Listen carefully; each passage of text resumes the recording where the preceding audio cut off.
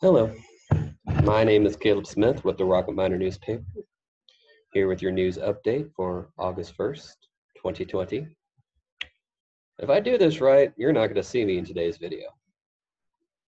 What you're seeing right now is preparations for the that occurred just before the youth auction that traditionally concludes the Sweetwater County Fair. It was a lot different this year. There weren't any big concerts. There weren't carnival rides. No beer tent. But organizers were sure to make sure that we still had 4-H and we still had FFA and all the shows, competitions, and ribbons and prizes that come along with that.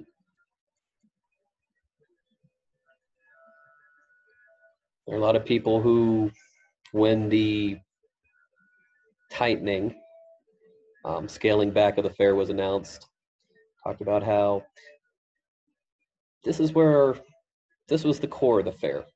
This is where everything started. And those who participated this year had were taking an extra risk. At the start of the auction, it was observed that back in March, our kids had a decision to make. At that time, we weren't sure whether we'd be able to host a fair at all, whether anything would go on, whether it'd be all virtual, whether there would be an auction and a chance for families to sell an animal at the end of the summer to make back some of the costs that come with raising and feeding and doing right by all these animals. And the thing that was noted was today was the chance that the community had to pay back these families, these kids, for their investment, to prove that no matter what doubts or extra challenges they may have had along the way, that they made the right choice. It wasn't easy. In fact, none of this stuff's ever easy. Getting up early to make sure the animals are fed, getting them moving, making sure the temperature's just right. It's a lot more work than what a lot of people recognize. It takes so many more hours than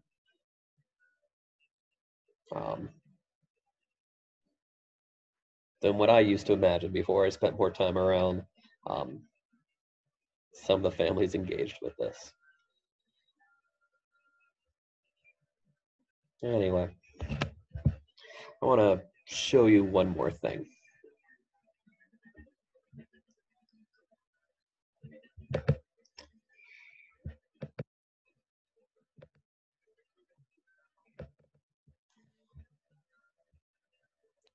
On rocketminer.com right now, we have a slideshow that has, with the intention of having every kid, every animal that was up for auction. It was announced at the start that there were 100 head that were going on the block today. And we didn't quite get everyone. And if we get to the end of this and you either you're not in there or your family member's not in there, please send a photo to editor@rocketminer.com. Typically, when we have picture packages, we try to show you the best, the best, the best, the best. For some on our staff, it's easier than others. We have some very skilled photographers. We have Rocket Miner's been blessed to have some people that just have both the eye and the equipment and the skill to put it all together. I'm not that person on staff. That's not my strength. But I still thought it was important to put together a slideshow that had as many as we could. And I'm sorry that there are a couple that are a little bit fuzzy. I'm sorry that there's a couple that slipped through just due to me not being fast enough, me dropping the camera, or some other missteps. The majority of the auction will be online soon in video form. I apologize that my camera's battery ran out with about 20 minutes to spare, maybe a little bit less. Turns out there's once or twice I'd accidentally left the camera running in my bag, and we've cut those clips out. But in addition to the behind the scenes stuff, you can also see videos of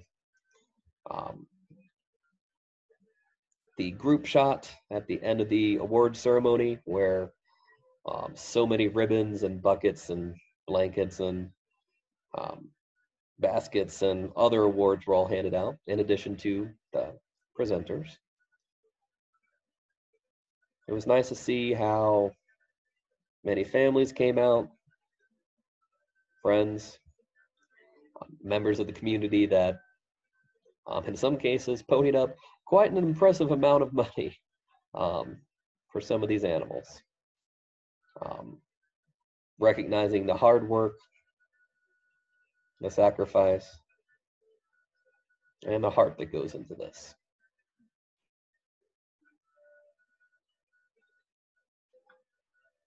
We have some really talented kids. Some of them were doing the fair for the first time, and it's not quite, it's in this atypical form. There are some who are members of the class of 2020.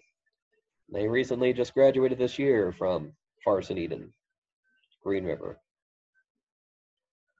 and other schools. And this is their last shot. And they were aiming to go out on a high note. And I sure hope that they feel like they reached that peak.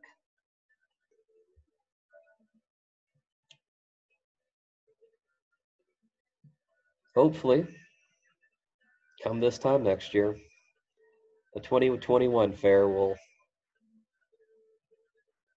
be a lot different. But I'm hopeful that it still gives our local kids a chance to get back to the heart of the fair with all the memories and rewards that come with a season of hard work and maybe a barbecue at the end. Just as a extra editor's note, my favorite animal name was called Bubba Q. So Sizzle was right up there too. Anyway, this has been Caleb Smith with the Rocket Miner newspaper, wishing you a good day and a safe tomorrow.